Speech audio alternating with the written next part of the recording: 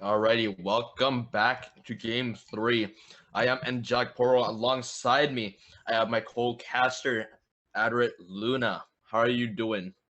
I'm doing good. That was a hell of a game. Yeah, Uh hell of a ride for game 2, man. A lot of things we did not expect at all. yeah, like the two different Baron throws, uh 7 men being able to come back. Like, cause it honestly it looked like they were gonna lose that just because the Ascendant was so far behind. Like Yeah, like Random said, at one point he was 3 levels down. He was only level 11, whereas the lowest level on EXNL was 14. hmm And if you're a tank, that is like worst case scenario. It is so hard to come back if you're a tank and you're that far behind. But then being able to get that clutch Baron steal and just clean up that fight afterwards got him right back into the game. And it was desperately needed. yeah, for sure, yeah. That was like one of the main things, right? You had those carries from last game, and they were able to bring everyone back. But for now, enough about game 2. Let's talk about game 3, about the picks and bans for EXNL. We see a no ban as always. Vi and Ezreal. For 7 men, they banned Kazi, Graves, and Zoe. EXNL, for the first pick, they picked Ashe. Really excellent pick. It really does a lot of damage if they went the correct build and is ahead. But for Swain, for 7 men, could be devastating. Yeah, Depending what. uh, Yeah. yeah, because especially because this patch there's a huge Swain buff. I've been loving it so far. It is super fun to play. Um, because like so they changed this passive to where it no longer gives you mana whenever you get a soul fragment, but it also scales with your cooldown reduction. So you're able to get your passive to proc more often. Yeah, The yeah. let me just go down. Yeah, just TLDR. Swain is really massive right now Yeah, I'll go and more in very detail dangerous. later after Yeah, picks. yeah. For the last pick, for extra, it's gonna be Olaf and um Nautilus. For 7 men, they picked Tristana, and they have one more. So I'm interested to see if it's gonna be a Swain support mid, or possibly even top. There is a lot of flexibility for Swain here, and the last pick is actually going to be Hecarim. Interestingly enough. That's gonna be fun to watch, and I can bet you right now that our colleague Random is super excited. Seeing as hmm how Hecarim is usually one of his like he always gets hyped when Hecarim's picked. So I'm excited to see how this game goes. Very interested to see if it's going to be a solo lane or a jungle. That's definitely my main thing. As for Hecarim, just the champion in general in this meta, it is a very good pick indeed. It could be very devastating against EXNL if they don't respect it at all. But then again, once he gets that Trinity Force, it's only a 10-minute power spike, and then right after that, it feels like you don't do anything anymore. Right, Hecarim's definitely a more of a high risk, high reward. Uh, it can be kind of hard for Hecarim to come back if he gets put behind. hmm But if he's doing well, I mean, the horse got to go fast, man. For sure, man. Horse got to go real fast. So the thing is, depending on their team comp, it depends, right? Hecarim could go the Korean build, which is a full movement speed, tankiness, etc. Or they can go the traditional build, which is just full pure damage. Right. And there would be a lot of key differences of gameplay of how they would play. Um, as for what EXNL is outputting into the game, they have the Vagar just to stop um, Hecarim and Swain. Now the real question is Syndra versus Veigar. Syndra outranges Veigar heavily, as well as the damage early on. So if anything, 7 men needs to end this early before Veigar becomes a problem. On the other hand, you have the Tristan and Swain that can also stack up forever, but not as hard as Veigar. So it could be very, very tough for 7 men to do anything. But we do see the set being picked, and possibly that's just to deal with the Shen and Veigar, depending of the situation. Right. So there these are some really interesting comps.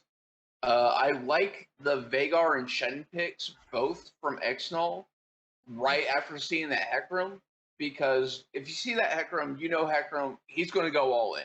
He has to. That's his kit. So just seeing the event horizon, or if Shen can get a taunt off, that just shuts Hecarim down immediately. So that was a really good, like that was smart drafting. It'll be interesting to see where the Shin and because like with Shin, Veigar, and Nautilus, all of those can be flexed in multiple areas of the map. Shin could go support, Nautilus top, Veigar mid. It could be Shin mid, Nautilus top, Veigar support, or or just what we're expecting: Veigar mid, Nautilus support, and Shin top. Mm-hmm. Shin also got a buff this patch. On his passive, it has the shield got increased. So like just at level 1, the shield value is for 70, whereas it used to only be 50. So that's pretty substantial. And then back to all the Swain changes. They made it to where Swain's Q is in a smaller cone, and it can go through enemies. So it's easier to get the extra damage off, since the damage gets slightly increased for each bolt that hits the same target on an enemy champion.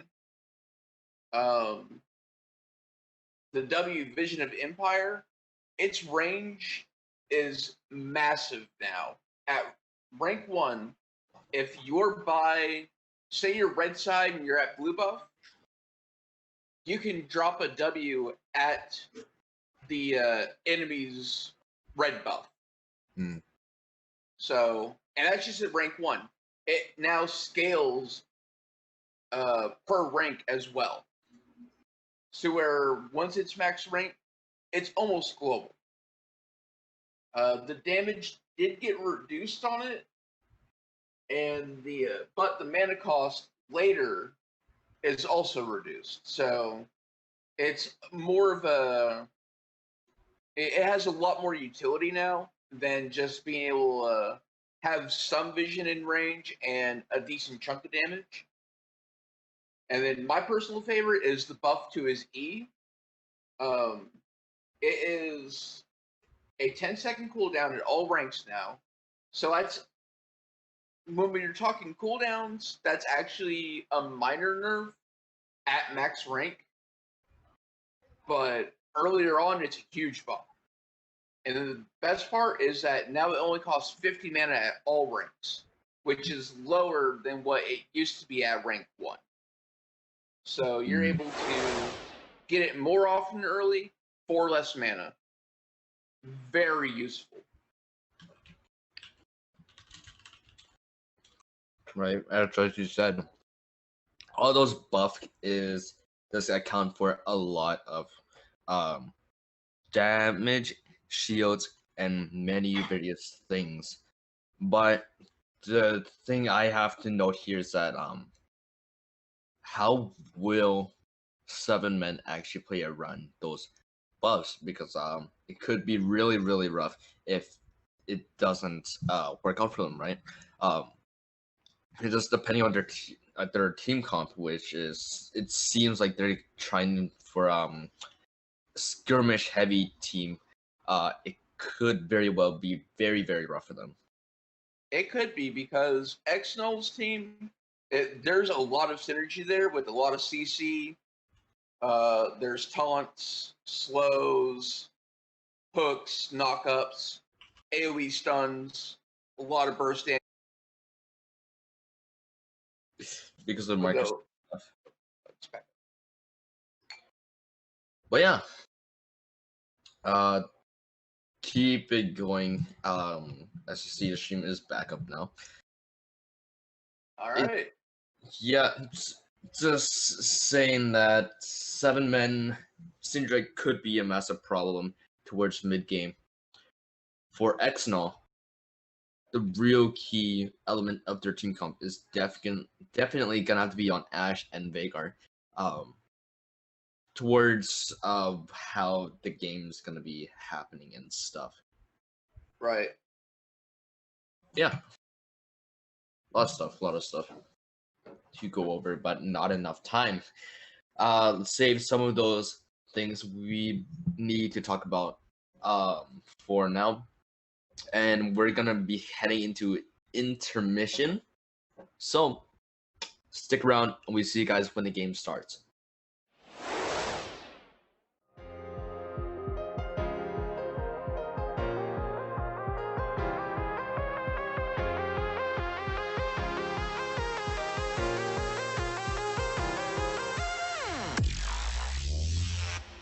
Inventions and innovations.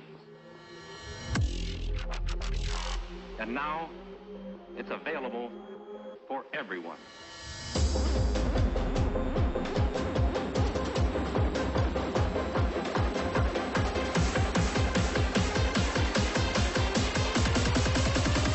Everybody from the front to the back now. Bring it back to the switch it.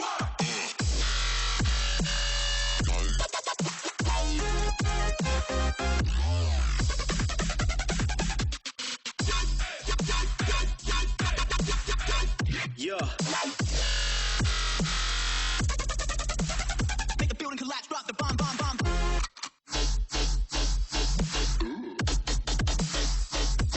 Bring it like that.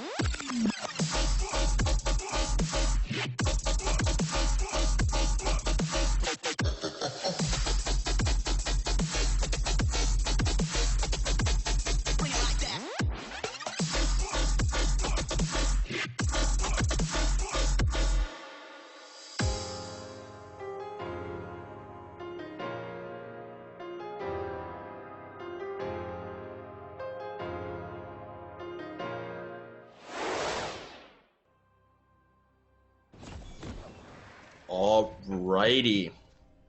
Welcome back to Game 3. We are now in game. I am Angelic Poro. Alongside me, I have my co-casters, Aderant Luna. How are your thoughts on these two team compositions? Well, I can tell you that right now, I'm liking what I'm seeing here. You got an Ashe, a Veigar, and a Nautilus. You would be crazy to not go for the invade here. Mm-hmm. Yeah, really beneficial for Veigar if he really does get that, let's say, early ability hits early. But then again, you have Ascendant that's already there. Conquer Nautilus already conquering this map. And Ascendant is going to be the first one to die. Yeah, easy kill for Bears there. I mean, Minions have spawned. Opti's like, he's just like, hey man, you want to see Nautilus? Ascendant, I got you. Here's how it's done, my dude. Yeah, it's more like, here, I'm going to conquer you real quick. Let me show you how it's done. But yeah. Oh, and is forced to back out, but at this point, I'd say just go for it because you don't have enough time to go back to your red. You're going to be wasting a lot of time. And now Just the Game is already back in his own jungle. The thing now I want to see, will or they not go over for his own blue? You see it happening. Level 2 is going to be coming in. And now that is quite a substantial amount of AP onto Vanguard. Yeah, he definitely got quite a few Qs to proc in that. And I believe the double hit on champion still counts. Yeah. Giving him both stacks, so. Yeah, it's quite a substantial amount, and just Brighton Bush getting a little bit of damage off, but you know, no biggie. He starts at heal, he gets a stack off on the Swain, and the up D just getting a little bit lower at a time. And yeah, there's just so much action going on around as for right now. Chef Boy doing a little bit of damage, just only a little bit, but Brighton Bush is the one actually abusing him. Is going back in, but Chef Boy not doing all too much. This is getting very close, and I do not like this one bit. Yeah, Brighton Bush definitely needs to be a little careful. Although he's already level 3, whereas Chef Boy is only level 1. So, yeah, what is going on? The missed taunt goes through, but they're still fighting. But they're both very low, so I'm so confused what's happening right now. Well, it's like the issue is like if you're Brighton Bush, you're like, man, I'm Garen. I'm just gonna like sit over here and look like he's already almost back to half health just from being out of combat. Yeah. Oh, and a miss stack, but I guess he just wants to push in this wave a little bit more. But Chef was gonna be missing his taunt, but Brighton Bush just does not care at all. As for the jungle, you know, Olaf, Hecarim, they're both very aggressive, and that's gonna be a perfect stun, but Pals has to be very, very careful. The ghost comes through, but I'm not sure how much is that gonna help. Who will get the first blood? Will be Glub Glub or Pals, or I mean, just the game, and it will be just the game, I assume. And in the top lane, just Brighton Bush is gonna fall. Just not disrespecting the Shen buffs. Just not very, very good for this early on. Yep, not respecting the Shen buffs. Decided to take a note out of his buddy Alpal's book and took a couple turret shots to the dome. Yeah, I guess they just love sharing their own methodology. Just take a couple turret shots, you know, I'll do the same, you know? Right. But definitely what a game so far. Because already the tempo is being pushed up quite a bit, and this might be another game of where EXNL gets ahead and possibly throwing out a 40, but who knows at this point, man? Who knows? Yeah, it's very interesting. Not only that, but the jungle pathing is already altered so much because right now they're actually going for vertical jungling. Because since Just the Game knew that Teeman started on his own blue side, he went and took Teeman's blue right after he got done with red buff. Right. Now, that is a massive wave at top lane. Bear's slowly stacking up his own wave. Now, I'm very curious to see how both Chef Boy and Bear dominate their lanes from now on. They both did get a kill at their own respective lanes. Glub is getting pushed out, and Teeman just the horse special, doing what he does best, doing a lot of damage. That's gonna be infernal for EXNL. And Ascendant is not gonna be a very happy Ascendant guy, and that is quite a bit of damage. But Jesus, but that is very, very not good for Ascendant at all. Yeah. Neither team was able to really pick up a kill there. But EXNL was able to sneak up that early Infernal Dragon, which, like, it is just one, but in this case, since they have the Vigar who will infinitely stack AP, and since Infernal does give for a percentage to plus 4 or 5% of your AP or AD, that just helps Big R just so much more. Yeah, it helps quite a bit, right? Because hold on a second, that's a lot of damage on the Garen. They're both very low, and the Demacia comes through and shows him the light of justice. Yeah, you always gotta respect that Garen ult. Just not paying attention to the execute damage is fatal. Yeah, again, also it's just it really does sneak up on you, right? Because there's no clear base number on it, because it's I believe it's what 15% of max HP. So it's really rough to actually calculate how much damage it really does. Right. Like I don't know, I think it's interesting how Riot has it to where on certain champions you'll be able to see if you're in that threshold or not. Whereas in others you don't get an indicator, so you don't know if you're about to just get popped. Yeah, that's the thing with, because you have one on like a champion like Cho'Gath, which for Feast you certainly do have one. But for interestingly enough, for Garen, you have to blindly guess, and I have felt it so many times where a Demacia has just went through and they live on 1 HP way too many times. Right. Yeah, it's just it doesn't make any sense why a champion like Cho'Gath has an indicator while Garen simply does not. Right. And Vigar is another one of those cases because his ult is also an execute as well. Yeah, it just doesn't make any sense because you have those champions that has a lot of damage using an ult. Hold on a second, that's gonna be quite a fair bit of damage onto Alpalas. That's gonna be putting down to half so far. And now it's very rough for him to try and do anything. Now Chef Boy in the top lane just slowly smacking him with his infernal stick. Yeah, so it's the game's really quieted down quite a bit. Well, maybe not. I don't know. Just game looking for something there, but it's just like, never mind. I'm just gonna take this award as consolation prize. Yeah, there's a lot of things going on, but not a lot of things to talk about.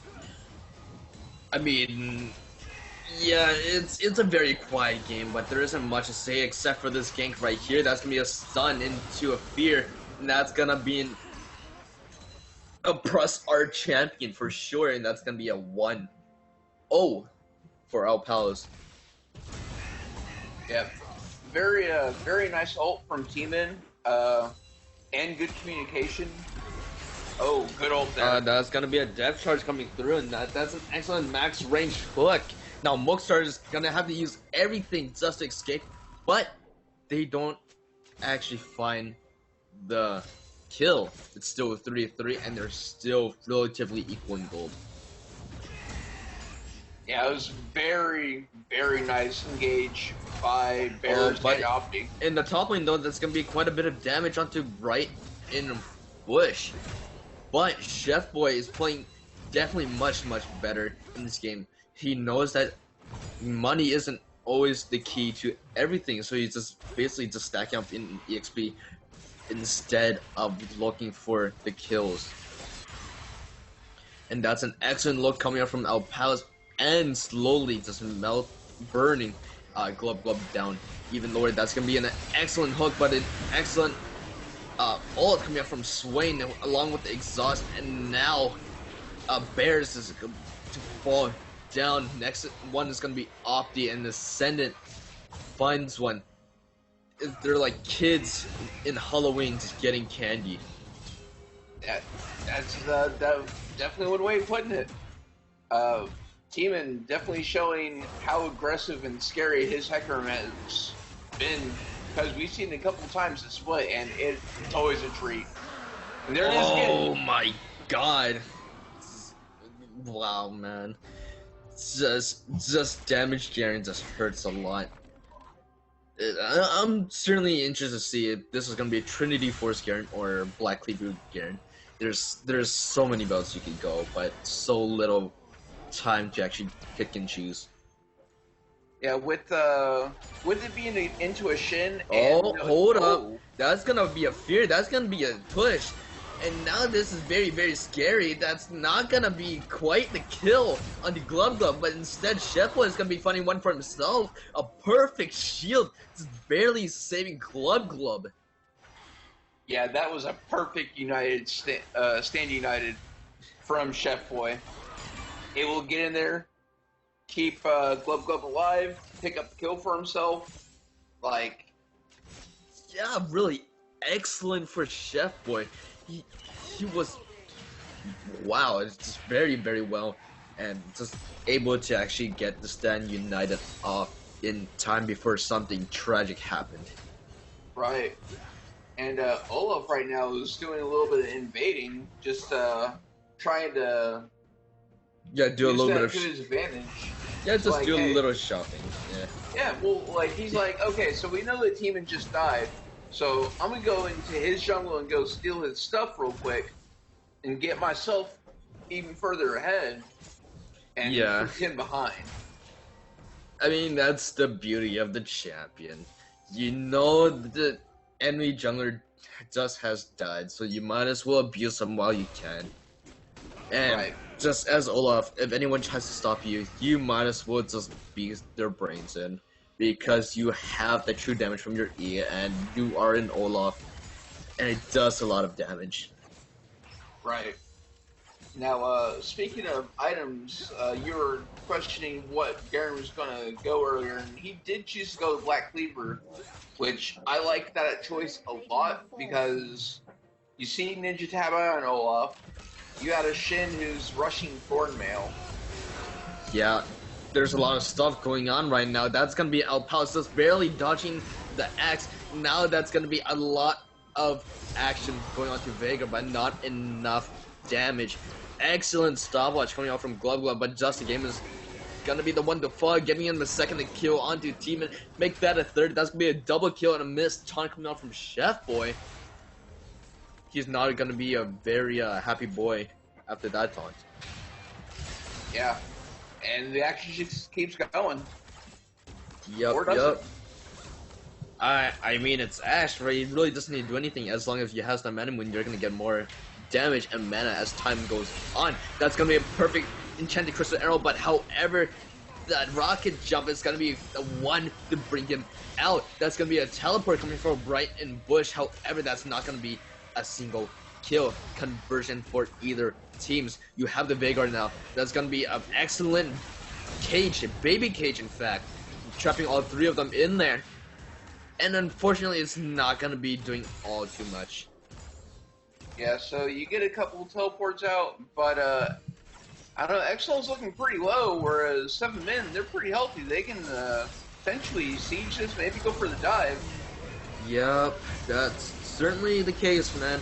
And we see Stand United coming through once again. Now, Brighton Bush is gonna be forced to run away into the enemy jungle. That's gonna be an unknown territory. You don't know who's gonna be there. Now, Just the Game is gonna try to steal some more jungle camps for himself. Brighton Bush is gonna be looking mighty fine, as dead as days. And he's just barely gonna die. And Opti's gonna find his way out of all of this. Yeah, I'm really impressed that Opti was actually able to live there. Like, that's what Ascended needed last game. Just like, if you're gonna be Nautilus, you have to be able to be that meat shield and just take damage and still be able to stay alive. Oh, that's another damage. That's gonna be another kill. That's gonna be the second kill for Alpals. Just by pressing R. Yeah. Unfortunately for Glub Glub, he doesn't have Azonia's fully finished yet, so no stopwatch is saving this time.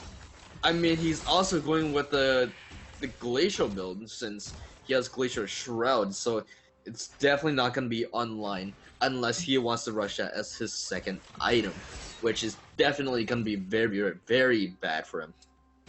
Right. If he were to build Twin Ghosts right now. Yeah, like honestly, in my opinion, I feel like he should just went ahead and rush the zone. Oh, anyways. that is never mind, a hold good on. one. That's a perfect one. What? Bears is doing a lot of damage. Oh, wow. That is so much damage. And I guess that's just the power of the Manamune. Yeah, the Manamune Ash right now, it's way too strong. It is ridiculously overpowered. Yeah, you might as well build Cold while you're at it, huh? You get the extra 350 in your pockets, you might as well. I guess there's no downside of it, except, you just won't get the lifesteal that you may be looking for. Yeah, I mean, it's like, you could do that, but then there's, I don't know, it's very questionable because, like, on the one hand, you do get the extra gold, but on the other hand, like, if you get the coal on top of already having the Doran's Blade, then you're delaying, like, getting these extra daggers right now instead of getting them later. Right, yeah. Maybe you start. Well, that is a lot of damage for Glove. He's 2 and 4, and now will be the stable.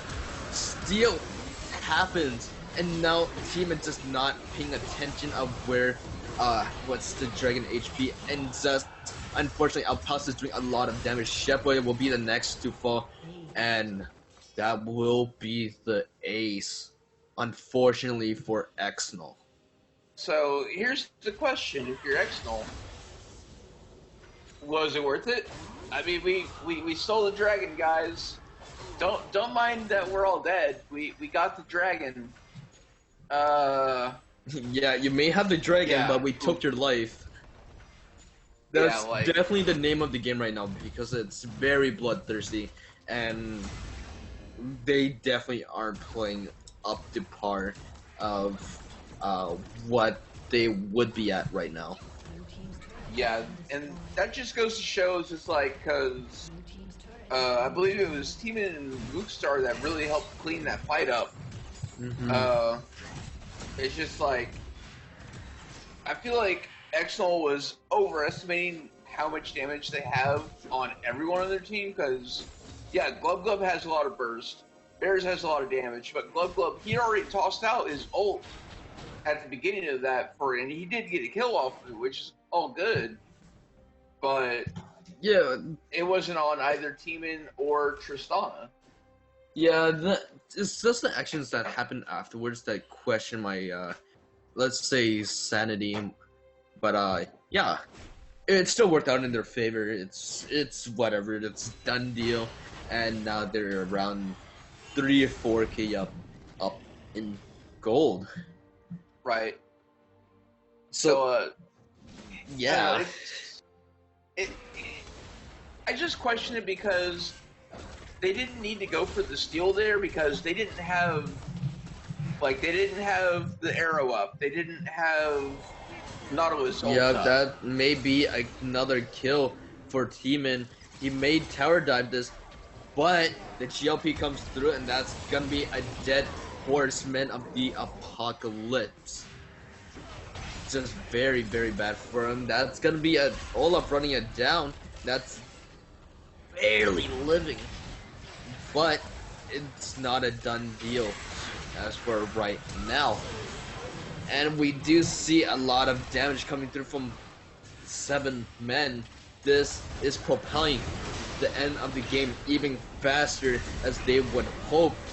That is a lot of damage coming out from Bright and Bush. Demacia comes out. That's going to be 2 kills for 7 men, and so far that's going to be Shelly onto the tower. And that's going to be a cleanup. That's going to be an ace as well as a triple kill for Mookstar.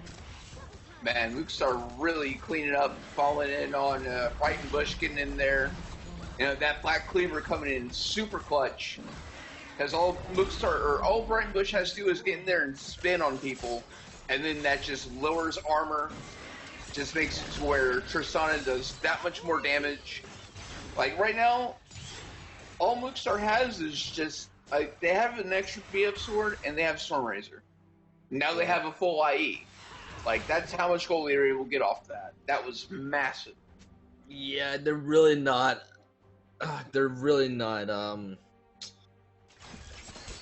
giving the respect that they should be getting.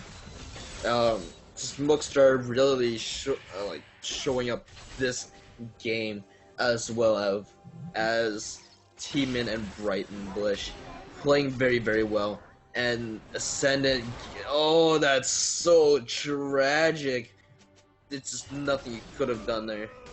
Yeah, like there's, I don't know, like right now I feel like both teams are just slowly not respecting the other team. Because it's like, on one hand, you have EXNL who's like, it's Garen, it's whatever. Oh, Garen just got rid of half our health and we'll start cleaned up. Then you got 7 minutes, like, oh, don't worry. It's just like, where'd I go? Vigar just killed me in 2 shots. Yeah. Well, that's the main thing, right? Because they're just so ahead. It's like, whatever. We'll just run you down. We will eventually kill you. And I mean, like, it's like right now, if you're EXNL, it's like I feel like they're picking a lot of fights that they don't really need to pick. Like, realistically, if you want to win, like, you can just play safe and just let Glub scale. Because I believe just a while ago we saw that he pinged in the chat for CMC. He was already at 195 stacks. He's at 209 stacks of even power. Yep. And that may be the second Drake for 7 men. That's really not a lot of damage. Glub, you're gonna die sooner or later, and yes, he will. And now, just a game is gonna be a run for his own life. Right in Bush. There's a lot of action around everywhere on the map. Now, this is certainly the game we were expecting out throughout the entire series. That's gonna be a lot of damage. That's gonna be a knockup. That's gonna be a lot of CC. That's a stun. That's gonna be a lot of things going on at once. That's gonna be a depth charge, and now Teeman over greeting, and just unfortunately not gonna be doing all too much. Bears reinforce the flash away. Brighton Bush taking a little bit of a turret damage, and teleports that's gonna be coming through from Glub, and he might just be able to get one kill before they are able to run away. Yeah, and again, just like the overcommitment there. Oh my god! That is spicy. Okay, so speaking of overcommitment, right? Glub is actually the one that's overcommitting this time. Again, it just goes back to both teams are not respecting like either team. They're just like, all right, yeah, it's fine. You guys just stay there. We're gonna clean you up. It's like, okay, we can chase. Oh, we just died, and now they're chasing. Now we get a kill, and now we chase, and now we die. It's just like the back and forth is unreal. Yeah, definitely that's the thing. Also, I wanted to mention quite a while ago that Swain decided to go for Sonya's first item instead of the traditional Rod of Aegis. I don't blame him. It's a good item to get first, but it's not the most optimal start. It's debatable. Like, if you're mid Swain or top Swain, then yes, I fully agree with you. But as support Swain, being able to get that early Zonias or rush Twin Shadows, it's just more gold efficient, and it's a lot more utility for your team. Yeah, there could be just like so much things, but I'm more like a traditional Swain man. I'd rather get the bonus tanky stats from Rod of Aegis, since you're gonna be scaling with it non-stop. You have your passive that scales along with it, and once you have 10 stacks from Rod of Aegis, you might as well already have Zonias by the end of it if you already don't. That is true to an extent, but again, with the recent buffs to Swain, even his passive scales with Zonias and Twin Shadows now, since it scales off of CDR as well. Right. That's whatever though. I mean, he's doing fantastic, and he's definitely showing up in this game. getting many excellent picks, and that is a Baron for 7 men. Oh, this could be really greedy for Mookstar, and now it's gonna be the fight. It's gonna be a fiesta. And that could go very, very wrong, and yes, it will be. That will be able to get one Demacia, another make that another. That's gonna be a 2, and will Brendan Bush be able to get out of this one? No, he will not. That's gonna be a lightning right into the jaw of Garen. So it was a 4 for 3 there. I think Ascendant was able to get out with the buff intact though. So I mean, no, he yes, still he got it. he still has a buff. There was no ace message at all. So yes, they will still have the Baron, but not on everyone, and it's gonna be on a very short amount of time. Right, and typically Ascendant's usually the lowest on his team, so he's definitely got to play a little bit more careful. Try to preserve that Baron buff as much as possible and try to get the most usage out of it. Right, yeah. That's the main thing, right? He's the only one that can make or break this game right now. Ascendant, he could just very well just push the lane and bait the entire team into them. Meanwhile, getting soul point for his team. But it seems like he's gonna be trying to start a fight sooner or later. Yeah. And I don't know, it was really interesting that Mookstar jumped in like he did. It's like, he's strong, but I mean, you're still Tristana. You don't want to be the one who initiates.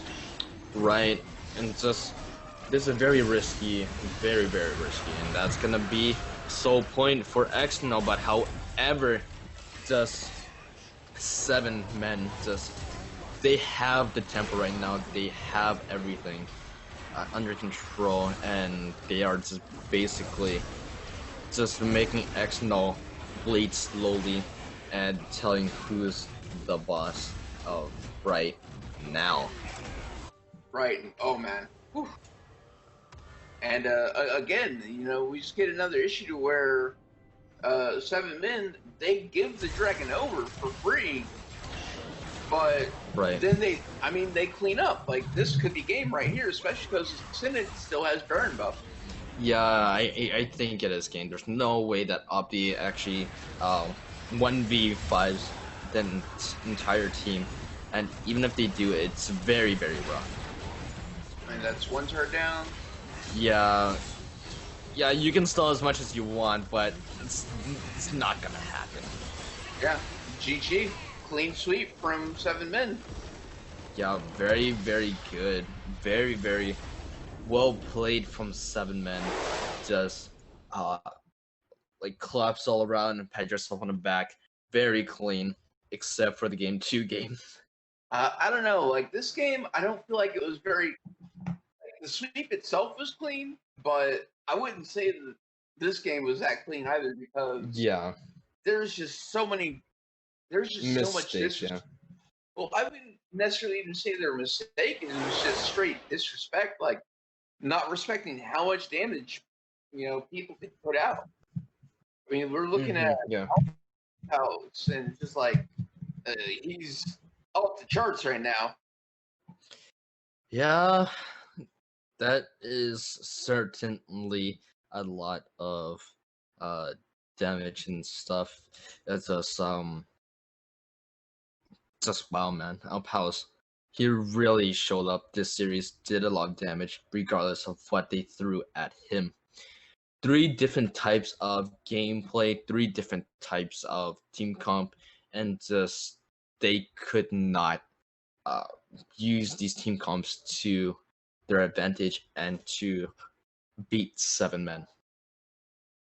Yeah, and it was just like, I don't know, I feel like both teams still played really well, especially like a big shout out to Opti, like, because there were so many times in that game where he was able to get so many clutch hooks and depth charges to really set up for his team, and there was a lot of times where he was in there he was tanking that damage, and he still didn't die. He Mhm, played right. Nautilus very well.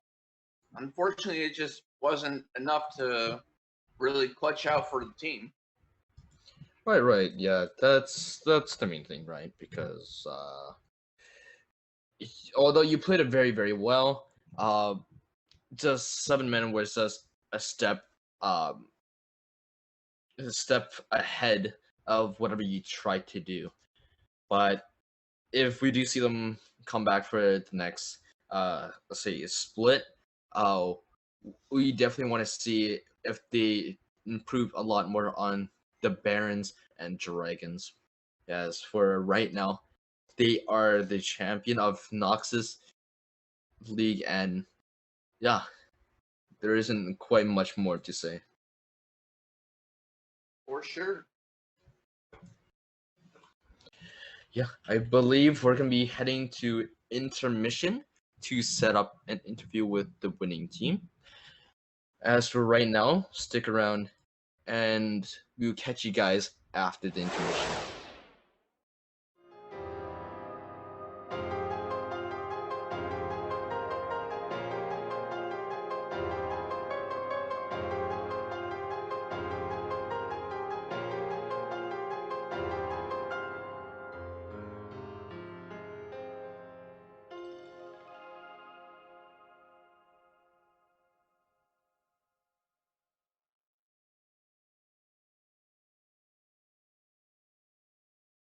Just listen.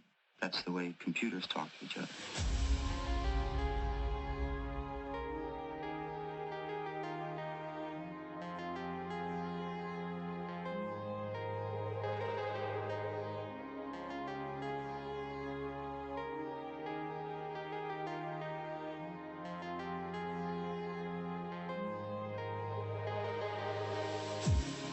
On the outside looking in, not knowing where I've been, traveling through light and sound. I want to know the real world. And we're back, ladies and gentlemen, after that super short break for the interview with the winning team. And it's a bit special this week because it's not just the winning team of the week, they're the winning team of the division. And we've got with us from 7men, the new champions of Noxus, we've got Bright in Bush and the Ascendant. How are you guys doing? Doing fine. Thank you for asking. Pretty good, pretty good. Pretty good. You guys just won Noxus, and pretty good is all we get here. How do you guys feel now that you've actually won? I mean, you guys were third place in the regular season. Now you're the champions. Well, I feel like we're undefeated technically, and we don't count the game we FF. Like we kind of just went undefeated. So Right, yeah. We've won every single game we've actually gone against in the tournament, but we had a FF1 and it was against this team. So it was kind of surprising to see them in the finals and definitely exciting, you know. Yeah, for sure. The game that didn't happen in the regular season. And in fact, it was just that one FF that put you guys in third place. Or you guys could very well have been first seed instead. And, you know, talking about the fact that you guys ended up third seed, that meant that you had to play one extra series in the quarterfinals. And it went the full 5 games against, I believe it was Vengeful Reapers. Do you think it was actually beneficial for you guys to actually have to play through the entire playoffs? Or would you have preferred to actually have been first seed and skipped playing one set of series there? I definitely would have liked the experience we got for that because it's shown how difficult some teams can definitely be. We weren't expecting Vengeful Reapers to be as powerful as they were in the quarterfinals, but you know, that really showed us like how we needed to improve, and that's what we did. For sure, and I mean, you guys did definitely improve each and every series in your quarterfinals. That was the full 5 games. I thought that was going to be a bloodier series, and then in the semis, you proved me wrong against MG Nitro. You guys finished that 3-1, but one of your matches was extremely insane, constant fighting. And now against EXNL, you get the first and only clean sweep in the playoffs in the Noxus division. So, what changed between the quarterfinals? Like, how have you guys been improving? I feel like we like all the games that we were forced to play. I feel like we learned a lot from every game. Like when we went those 5 games, like I feel like we all realized how much more we had to improve. and like that was like the major wake up call, at least for me. That like I had to play better because like I'm still silver, and I'm playing in like a gold league. So I was like I feel like playing all those games it like helped me improve drastically. Yeah, for sure. And I mean, honestly, looking at the way you played, you did get caught out a couple of times tonight, but still, you're definitely playing well above the average silver level here. If you said you were gold, I'm sure most people would easily believe you just by watching the way you play. So definitely, really, really great play. And speaking of you getting caught out tonight, the Ascendant, game 2, you were down 3 levels actually, right before the Baron fight. So, I mean. What was a little rough? What was going through your mind there in game 2? Because you performed a lot better in game 3 here. Yeah, so I was we had to redo the draft because we like messed up, and so I was like, I'll guess I'll play Nautilus because my ADC's like, yo, if you play Nautilus, it's like a free win, and I'm like, I really don't want to play Nautilus for you, but I'm like, it's the finals, like might as well experiment. So I had to play Nautilus. Like I played it like 3 times last season, I think, and like I was just going based off of that, and like yeah, I just kept getting caught out like silver mistakes. Fair enough. I mean, it ultimately did work. You guys pulled an amazing comeback in game 2. And speaking of game 2, we can't ignore the MVP of that particular game, the Baron buff. I think the Baron was the single most contested and kind of the screwiest part of that game. So, I mean, I've got to ask, like, who was making the Baron calls and what on earth was happening at Baron? All 3 Barons kind of swung the game there. Okay, so as you've known, like our team kind of struggles with the lack of communication because we aren't like friends that play 24/7. We're more of just kind of strangers at first that entered the tournament together, knowing 1 or 2 people from the team itself, and we don't really know each other that well. And pretty much like there was just a lot of communication mix-ups. Like people were like, "Oh, Baron's a bad call. No, go for Baron," and we just did what was close at the time, and that kind of screwed us over. But in the end, for game 2, all we had to do was just play for late game, and we just ended up winning us scaling. Yep, and you did indeed just overpower them at the end through just sheer stats, and scaling definitely was a huge deal. And you mentioned that you guys are just basically a bunch of people who got together to play this league. That being said, that was 8 weeks ago now. At the end of 8 weeks, do you think you guys will be sticking together as a team, and will we be seeing you back next season here?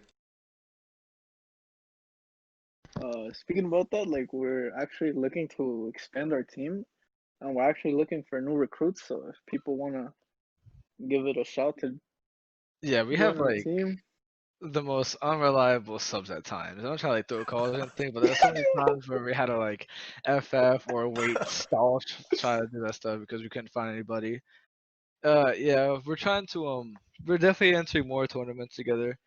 We're a pretty good team. We've definitely found out we're getting more familiar to each other. So yeah. Yeah, now you can add to your advertisements as well. You guys are the summer split of Coalition League's Noxus Division champions. Congratulations again for winning.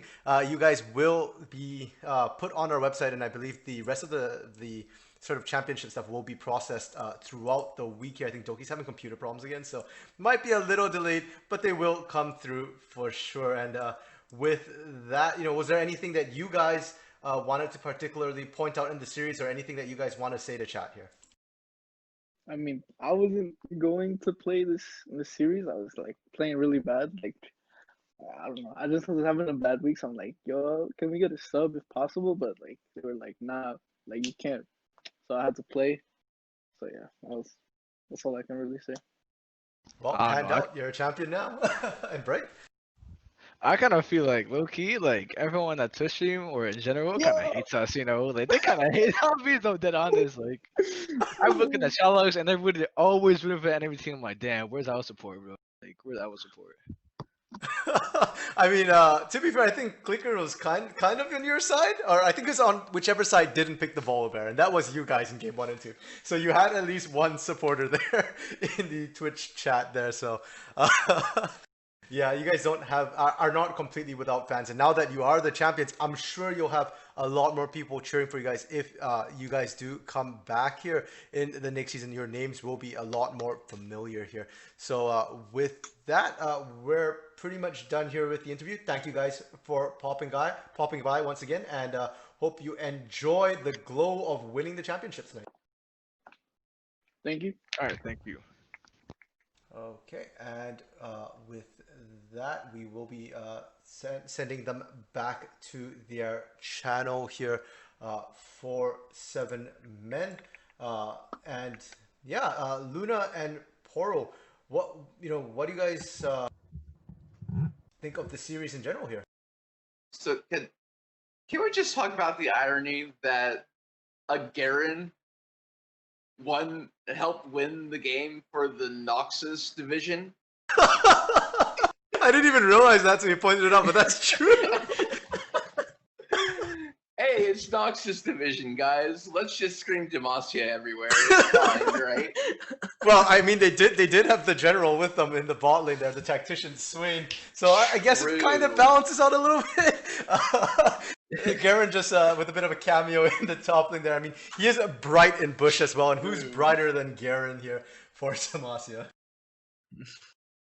Oh man, but yeah, like those games are crazy, and it's just looking back over the playoffs for 7 Men in general, like you're saying in the quarterfinals, they went to the full 5 games. Then in the semifinals, they win it 3-1. Now they win it 3-0. So their improvement over the playoffs, phenomenal.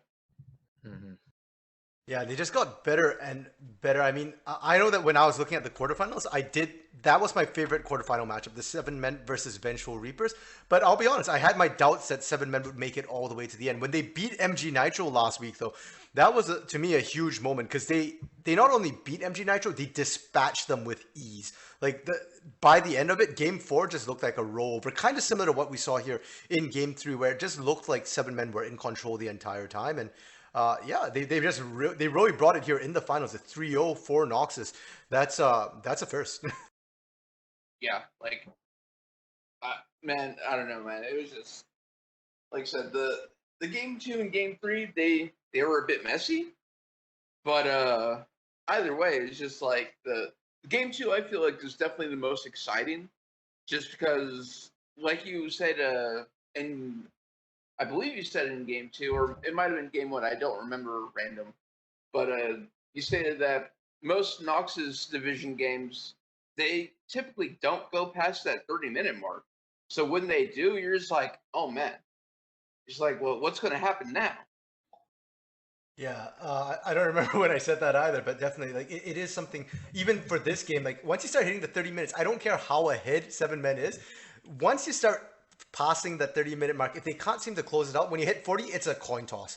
But 7 Men coming in clutch there, despite the fact they did have the skilling comp, they didn't have a front line, and they did kind of outplay. It wasn't, I did call it a bit of a just relying on their stats, but to be fair, it wasn't just stats. They did position really well in that last sort of Baron fight there to come back in Game 2. And even now, I just get shivers thinking about how that game went and how big a deficit. That was something I was trying to check, but I couldn't quite get the stat, unfortunately, to see how big the deficit was for the side of 7 Men in Game 2 before they managed to swing it back.